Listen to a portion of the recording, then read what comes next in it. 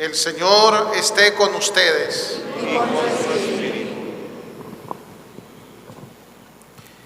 Lectura del Santo Evangelio según San Juan. Gloria a ti, Señor.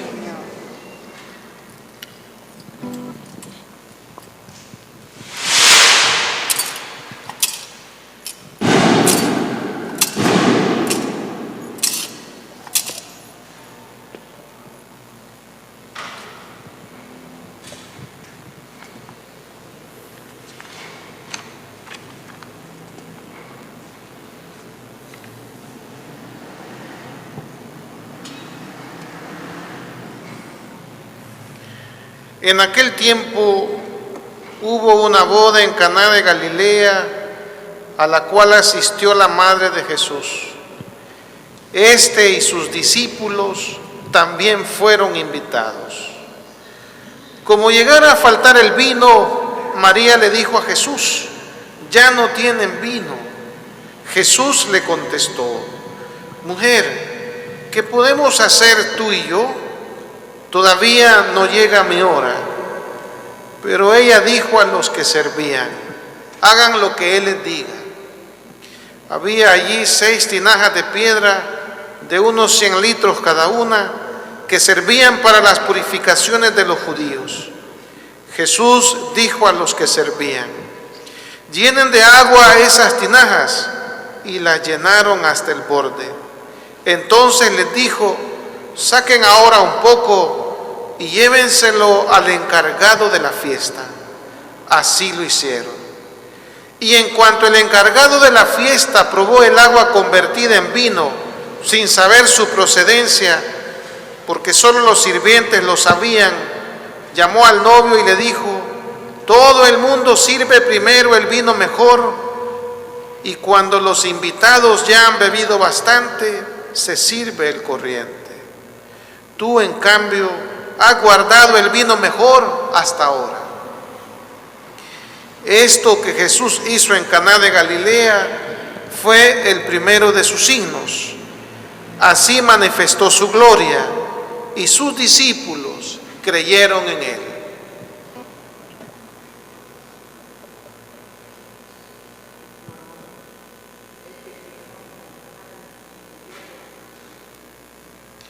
Palabra del Señor. Gloria y honor a ti, Señor Jesús. Queridos hermanos sacerdotes, queridas hermanas religiosas, amadísimos hermanos y hermanas en Cristo Jesús, todos los que están aquí en el templo, como también todos los que en distintos lugares, gracias a los medios de comunicación social, también están con nosotros participando de esta solemne Eucaristía en honor a la Santísima Virgen, bajo la advocación de Nuestra Señora de la Merced. El nombre Merced significa misericordia, caridad, bondad, solicitud, amabilidad, servicio. Todo eso y más es la acción de la Santísima Virgen María.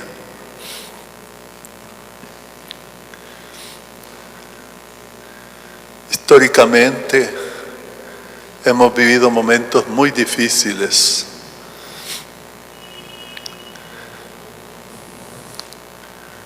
A principios del siglo XIII, en Europa y sobre todo en España, se vivía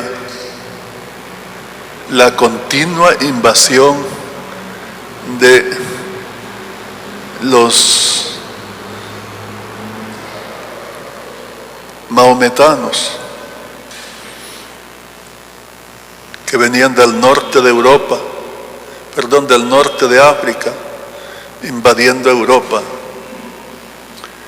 Y bueno, y no solo en ese tiempo, ya de larga data viene esa invasión continua y agobiante. Pero a principios del siglo XIII, como hemos dicho, un sacerdote de Barcelona llamado Pedro Nolasco tomó la iniciativa de ir a las cárceles y velar por los cautivos, que eran muchos los cristianos, porque en el fondo la invasión era por un problema de fe. El islamismo ha buscado invadir países para tener el dominio de esos países en África, y lo ha querido hacer en Europa, y por eso apresaban a los cristianos, destruían los templos. Era una situación muy difícil. Y de ahí que este joven sacerdote se empeñó en ayudar a los cautivos, en interceder por ellos, que eran católicos, sacarlos de la prisión. Y para hacer esto, hubieron otros jóvenes que se le unieron. Ya se fue haciendo un movimiento. Muy difícil la tarea, pero iban adelante con todas las dificultades que significaba. Y una noche, la noche del día 1 de agosto del 1218, la Santísima Virgen María se le apareció a San Pedro Nolasco, tal cual la tenemos ahí en su altar, y le habló. Le dijo que Dios veía con muy buenos ojos ese trabajo que él estaba haciendo con sus compañeros, que siguiera adelante, que ella estaba con ellos para ayudarles, para interceder y obtenerles las gracias suficientes para tan gran obra. Y le mandó: funda una orden religiosa, le dijo, que le dé estabilidad a esta tarea y permanencia. Y así es como surgió la orden de los padres mercedarios, fundados precisamente por San Pedro Nolasco. Ellos hicieron mucho, ciertamente, en España, y esta situación de la invasión de los maometanos terminó, pero la orden se extendió por todo el mundo, y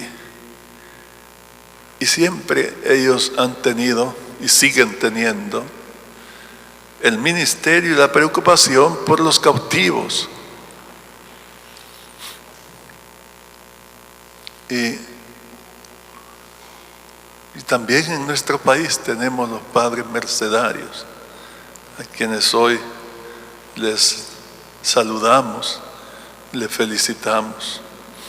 Y ellos son los que se encargan de las cárceles en nuestro país, junto con muchas otras personas más, pero ellos son los responsables.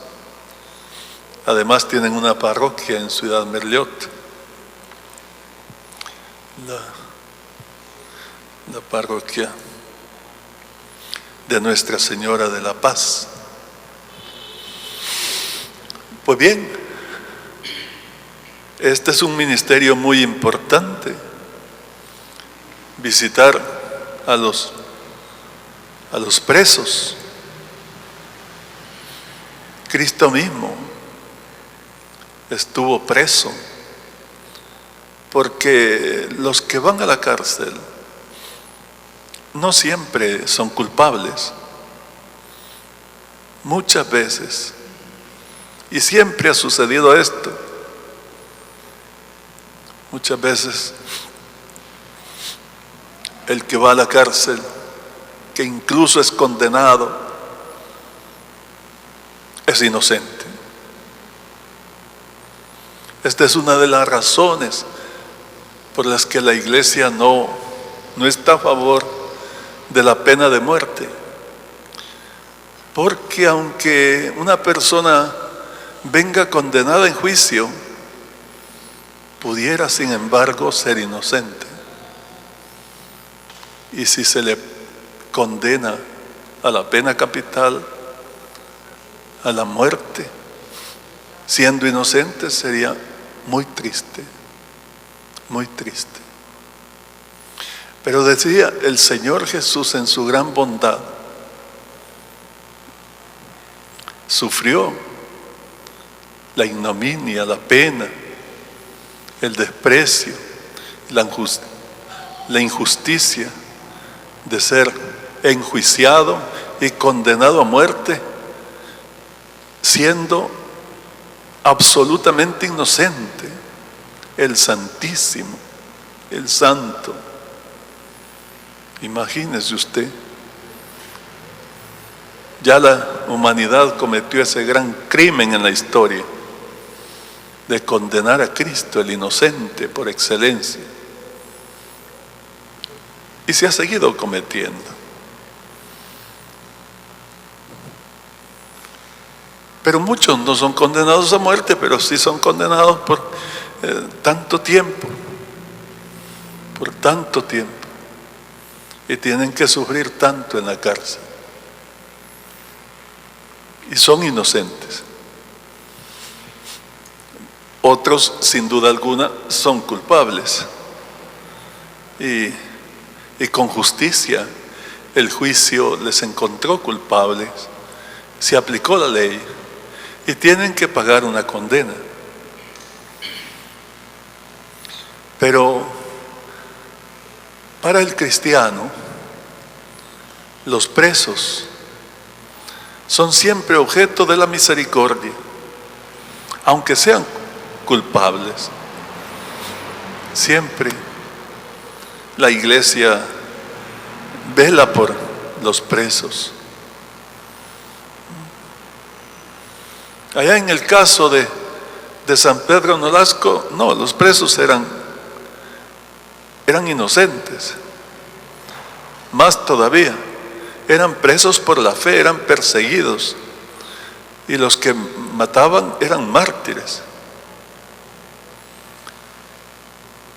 Pero Dios es un Padre bueno, y la Santísima Virgen es amabilísima. Y entonces, y como nosotros no sabemos tampoco quiénes son culpables, quiénes son inocentes, el Señor nos ha mandado visitar a los presos y ayudarles, sin hacer distinciones ni juicios. No somos jueces, somos hermanos nada más. En el capítulo 25 del Evangelio de San Mateo, el Señor habla del juicio final, cuando Él venga a juzgar a la humanidad.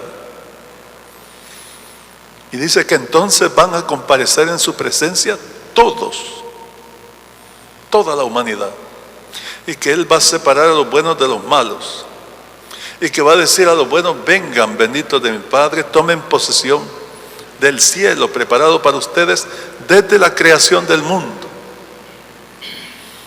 Y entonces comienza la lista de las obras de misericordia. Porque tuve hambre y me diste de comer, porque tuve sed y me diste de beber, porque estuve desnudo y me vestisteis, porque estuve sin techo y me hospedasteis, porque estuve en el hospital y en la cárcel y vinisteis a verme. Y dice el Señor que en ese momento los justos, siendo tan honestos, le van a objetar, le van a decir: pero Señor, tú dices que te hemos asistido en esas condiciones, pero nunca te habíamos visto. Porque en efecto Él va a venir en las nubes, revestido de poder, como el juez universal. Entonces nunca nadie ha visto al Señor con toda su gloria. Entonces, ¿cómo dices que te hemos ayudado si primera vez que te vemos? Y dice el Señor mismo que Él les va a contestar: es que siempre que lo hicieron con uno de los más pequeños de mis hermanos, de los pobres, de los que sufren, conmigo mismo lo han hecho. Y esto es maravilloso. Cristo está presente en el que sufre. En esa lista que nos ha dado de los pobres, el que tiene hambre, tiene sed, no tiene vestido, no tiene techo, no tiene salud, no tiene libertad. El Señor está presente en todos ellos. Entonces, el ministerio de velar por los cautivos sigue siendo necesario, y en el mundo entero. Y por eso la Iglesia venera a la Santísima Virgen con este título de Nuestra Señora de la Merced, y es patrona de los cautivos, patrona de los presos. Hoy es un buen día para encomendarlos a todos ellos. El Santo Evangelio tan hermoso que se nos acaba de proclamar, del capítulo 2 de San Juan, las bodas de Caná. Todos conocemos esa página tan linda del Evangelio, las bodas de Caná. Yo solo quiero subrayar un aspecto: la gran bondad de María Santísima, su gran preocupación. Tomó parte sin que nadie le pidiera, intervino, porque los casados estaban celebrando la fiesta de su vida, porque cuando uno se casa, pues ese es un gran evento para uno, para la persona que se casa. Posiblemente no haya otro día tan grande como ese. Y se invita a las personas que uno quiere, los amigos.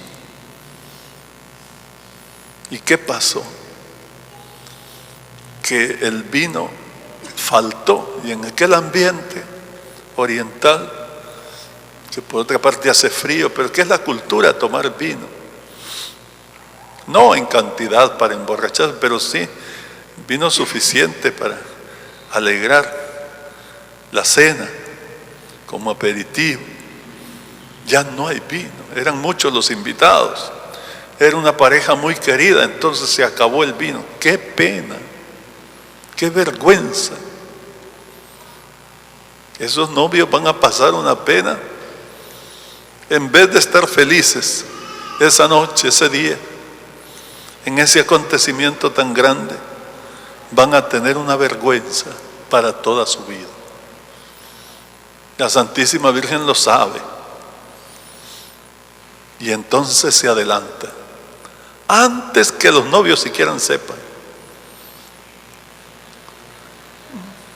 Va con su divino Hijo, el Señor Jesús, y le dice: mira que no tienen vino, se les está acabando.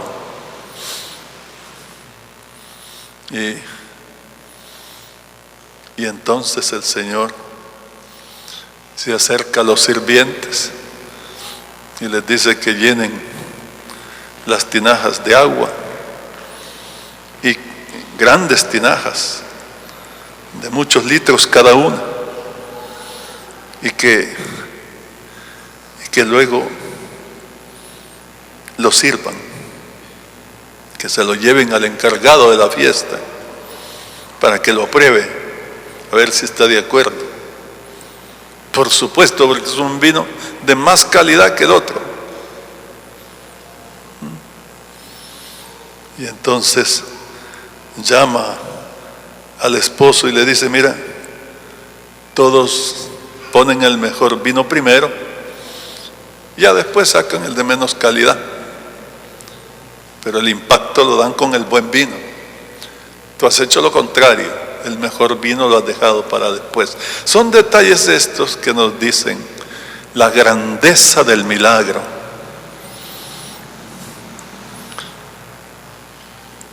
La evangelista apunta que el maestresala, y mucho menos el novio, el esposo, no sabían de dónde venía el vino.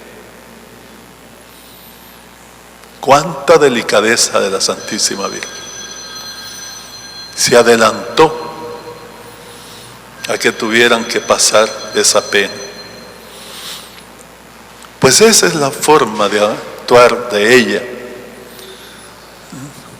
Acordémonos de la anunciación, cuando el arcángel San Gabriel le anunció que sería la madre del Salvador, y ella aceptó con mucho gusto, obediente, con humildad: hágase en mí según tu palabra.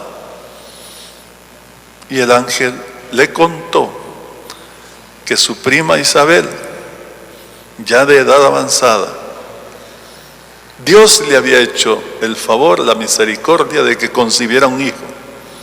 Ya está de 6 meses, la que todos decían que era estéril. Le dijo el ángel. Y la Santísima Virgen, olvidada de sí misma, camina hasta las montañas de Judá, desde Galilea, unos 100 kilómetros en el monte, caminando para llegar donde está su prima, y se quedó, dice, 6 meses hasta que nació el niño. Se quedó 3 meses hasta que nació el niño, haciendo el servicio de la casa, asistiendo a su prima, que es ya mayor y que está esperando un hijo. Podemos ver la delicadeza, la generosidad, la bondad de María Santísima. Y si queremos decir algo todavía mucho más grande, la obra misma de la redención, el haber aceptado el plan de Dios en forma incondicional: hágase en mí según tu palabra, que yo soy la esclava del Señor, conllevó tantos sacrificios de parte suya. Bien le dijo el anciano Simeón cuando presentaba el niño Dios al templo: mira que este está puesto para ser una bandera discutida. O sea, como en la guerra, cada ejército lleva su bandera y pelean por echar abajo la bandera del enemigo. Así será. Los que sigan a Cristo tendrán que ser perseguidos.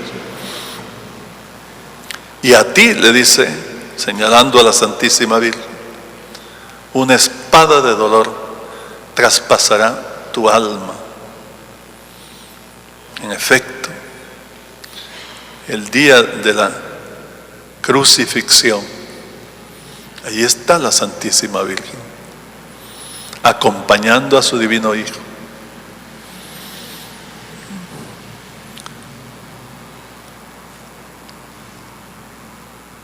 Nosotros nos hemos acostumbrado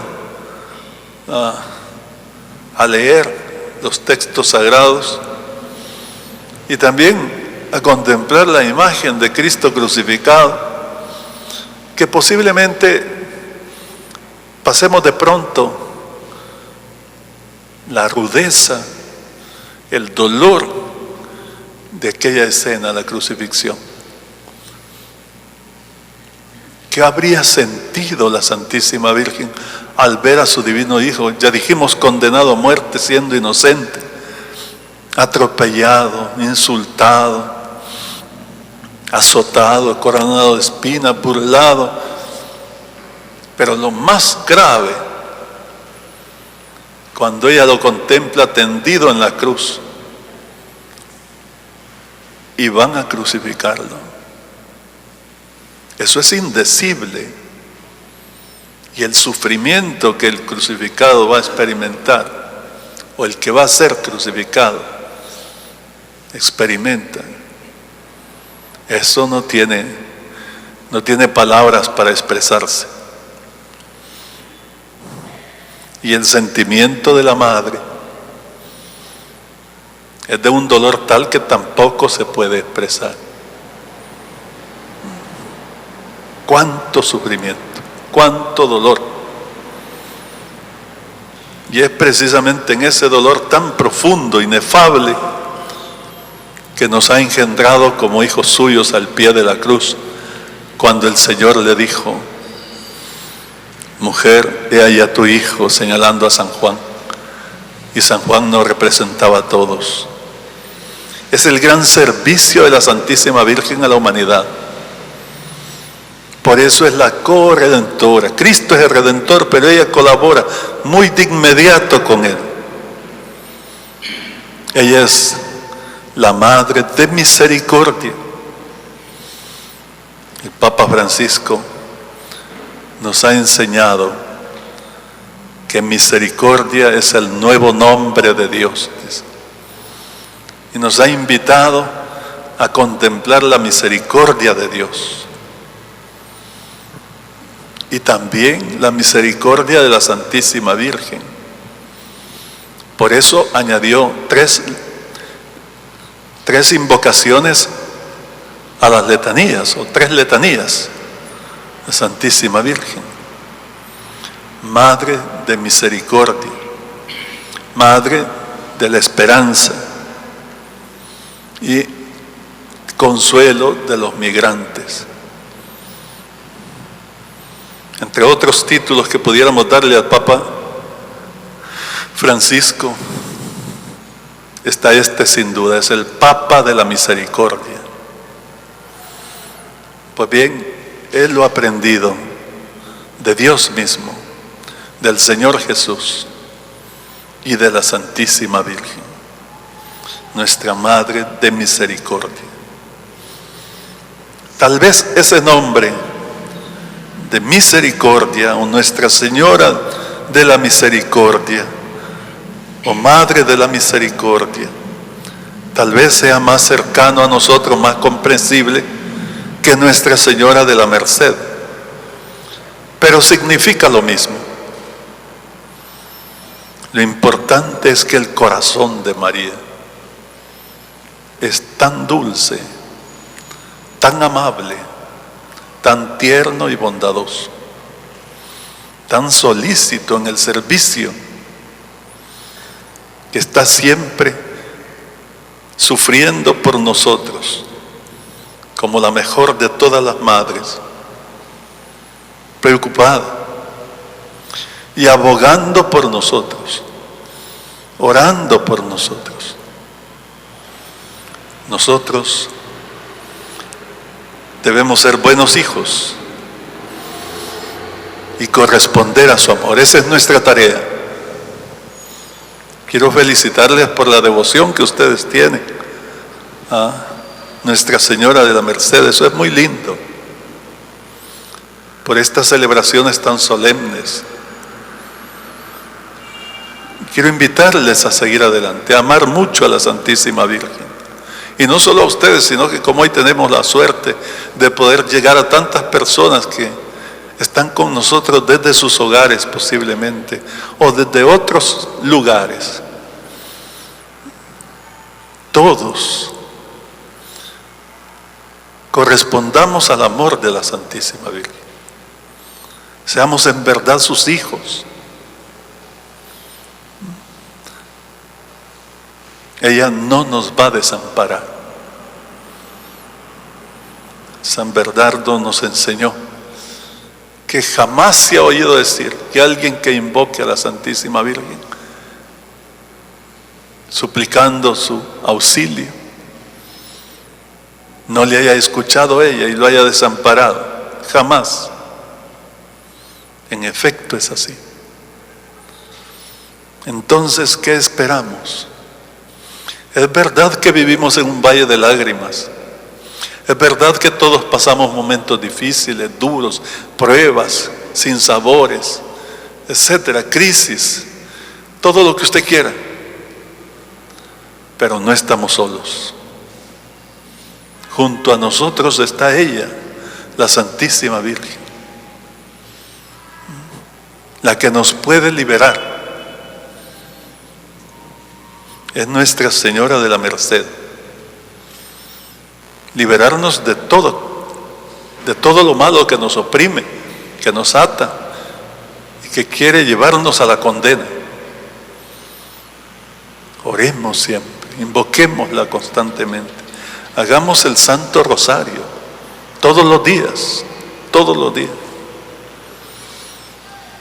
Será de mucho fruto espiritual.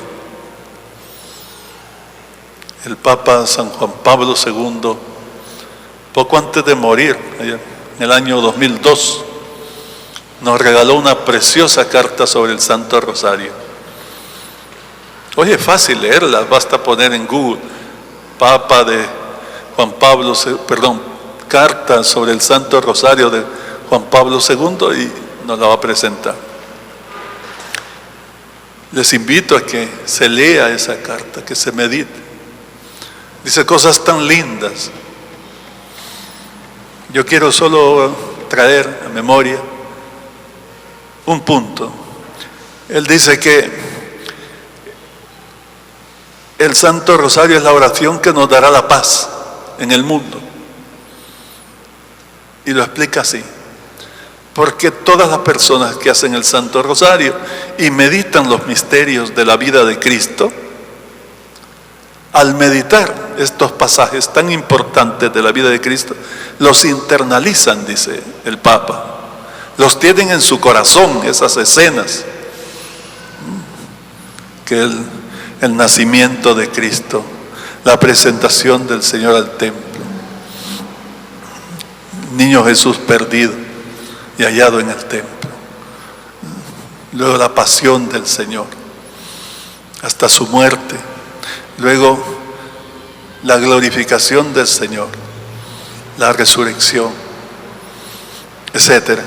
Todos esos pasajes meditados se internalizan y alguien que tiene en su corazón esos sentimientos dice: no puede ser violento, no puede obrar el mal.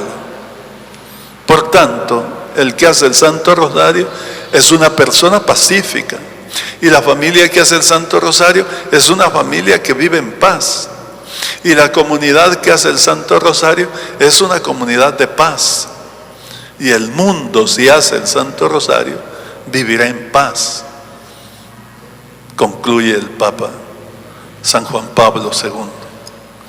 Hagamos el Santo Rosario, será de mucho fruto. Termino con esto, que querría decirles que cuando hacemos el Santo Rosario, es verdad eso que dice el Papa, que meditamos los pasajes principales del Evangelio y los hacemos nuestros. Sí, pero también hay otros elementos que son importantes. Además, la oración misma que hacemos, el Ave María, es bíblica, esa parte de alabanza.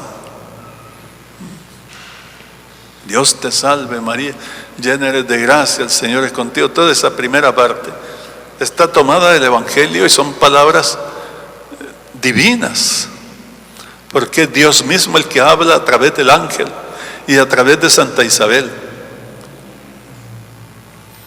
Pero yo quiero referirme esta vez detenerme especialmente en la segunda parte del Ave María, que esta es una jaculatoria, una oración muy breve de la iglesia, no es bíblica, es de la iglesia, pero antiquísima y que tiene mucho sentido. Surgió el año 430, estamos a principios del siglo V, en Éfeso, en el concilio de Éfeso. Éfeso es la ciudad donde estuvo la Santísima Virgen con San Juan después de que murió el Señor. Pues bien, allí se reunieron los obispos y allí decretaron como dogma de fe que María Santísima es la Madre de Dios. Se definió el primer dogma cristiano, la Santísima Virgen María como Madre de Dios. Ese fue el fruto de aquel concilio. Y los obispos de todo el mundo, que entonces eran solo 200, pero de todo el mundo, celebraron el concilio y terminaron haciendo una procesión, llevando a la Santísima Virgen en alto, para darle gloria a la Madre de Dios, como ellos lo habían definido. Con el Papa, naturalmente, se tomó la decisión. Entonces, pero los obispos llevan a la Santísima Virgen desde la sala donde han estado trabajando hasta el templo de Éfeso. Y la gente, el pueblo, los acompañó, se unió a ellos. Y espontáneamente comenzaron a gritar el estribillo. Santa María, a cantar mejor dicho. Santa María, Madre de Dios, porque así lo había definido el concilio. Ruega por nosotros los pecadores, ahora y en la hora de nuestra muerte. Esto coreaban constantemente y se convirtió en una oración de la iglesia tan vivida, tan sentida, tan del corazón. Todos conocemos esta oración, no solo la conocemos, la sabemos de memoria, la repetimos, la aprendimos posiblemente muy pequeños. De seguro fue la primera oración que aprendimos. La han recitado los papas, los santos de todos los tiempos. Todos recitamos esa oración. ¿Y qué significa? Bueno, significa que la Santísima Virgen, que es Madre de Dios, que está junto a nuestro Señor Jesús en el trono de gloria, coronada de gloria, ella intercede por nosotros. Y por eso le suplicamos: Santa María, Madre de Dios, ruega por nosotros los pecadores, ahora y en la hora de nuestra muerte. Diríamos una súplica doble, que interceda hoy en este momento que estamos seguramente pasando por dificultades, porque la vida es un valle de lágrimas, que nos ayude en este momento. Sí, pero también en el momento de la muerte. ¿Y cree usted que la Santísima Virgen no va a escuchar esa súplica? Por supuesto que la escucha. Si es tan buena madre, como hemos dicho, tan misericordiosa, sí que la escucha y va a cumplir. ¿Cuántas veces una persona que hace rosario todos los días, cuántas veces se lo pide? Ruega por nosotros. No solo las 50 Aves Marías, también las 50 letanías. Entonces 100 veces al día. Vaya usted haciendo el cálculo, cuántos rosarios son en una semana, en un mes, en un año, en 70 años que posiblemente la persona viva, 80 o 90 años. Son miles, son millones de veces que se le ha pedido a la Virgen, que esa persona le pidió que estuviera con ella en la hora de la muerte. ¿Y sabe usted lo que sucede? Que cuando una persona muere, devota de la Santísima Virgen, en efecto ella está allí. No lo ven los demás, pero la persona que muere sí. Es más, con la Santísima Virgen se encuentra de inmediato. Al salir del cuerpo, el alma se abraza a la Santísima Virgen, y es ella la que lo lleva a la presencia de su divino Hijo, y allí intercede para que, si hemos cometido pecados, que posiblemente sí, porque somos pecadores, por ella, por la intercesión de la Santísima Virgen, más que por que nosotros lo pidamos, porque estaremos de seguro avergonzados en la presencia del Señor, tal vez agachados sin poderle ver a los ojos. Ella estará diciéndonos ánimo, abrazándonos y diciéndole a su divino Hijo que nos admita en el cielo. Y por ella, pues, más que por nosotros, se nos dará el cielo. Qué importante es que se lo pidamos, con fe, con devoción, no mecánicamente, como que ni sabemos lo que está. No, conscientes. Hagamos así el Santo Rosario, será de mucho fruto. Y vivamos como María Santísima esta actitud, estos sentimientos, esta bondad de la que ella nos da el ejemplo. Ese es el Evangelio puesta en práctica, siendo misericordiosos. Que Nuestra Señora de la Merced nos obtenga de Dios todas las gracias y favores que necesitamos. Que así sea.